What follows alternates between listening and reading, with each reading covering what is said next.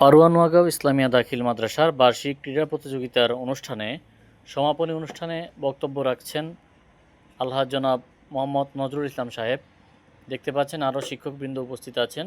এছাড়াও ছাত্রছাত্রী সহ এলাকার গণ্যমান্য ব্যক্তি ওই দিন উপস্থিত ছিলেন।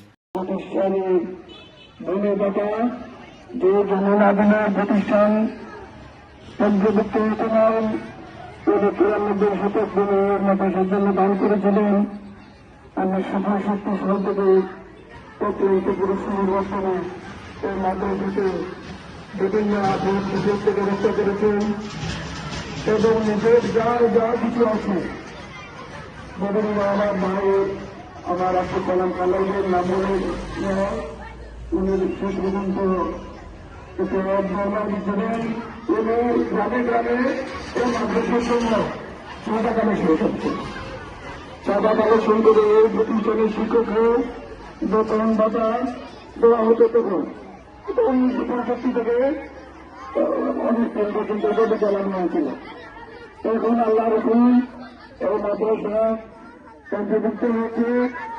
সরকারের পক্ষ থেকে শিক্ষক নিয়োগ হয়েছে, সরকারের পক্ষ থেকে বিল্ডিং হচ্ছে। আগামীতে আরো অনেক কিছু মাদ্রাসার সামনের দিকে অগ্রসর হবে। এই মাদ্রাসাকে আমরা যত পুরাতন মাদ্রাসা আমাদের পরবর্তীতে কাটাল মাদ্রাসা হয়েছে, কিন্তু এরা আদিন পর্যন্ত উন্নীত হতে পেরেছে। কিন্তু আমাদের অভ্যন্তরীণ কেন্দ্র এবং বিভিন্ন করার জন্য বিভিন্ন সমস্যার কারণে আমাদের মাদ্রাসাটা আদিন পর্যন্ত উন্নতি করতে পারবে।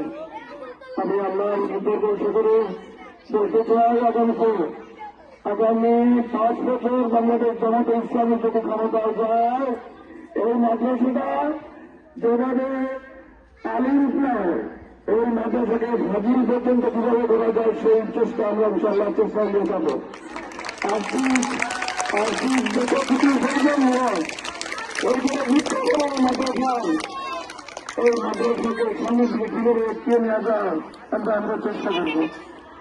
আমার শিক্ষক মন্ডলী যারা আছেন অতি সম্মানীয়, বিগত দিনে আমরা দেখেছি অনেক কিছু দেখেছি। শিক্ষকদের সাথে ওরা সম্মানী লোক, ওদেরকে সম্মান দিয়ে কত বছর হবে, ওদেরকে সম্মান দেওয়া হচ্ছিল না।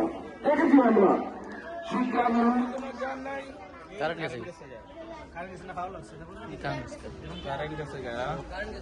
শিক্ষার ন্যূনতম জ্ঞান যাদের নাই বিভিন্ন কমিটিতে স্থান পেয়েছিল, যার দরুন শিক্ষার মান আমাদের অগ্রসর হয় নাই।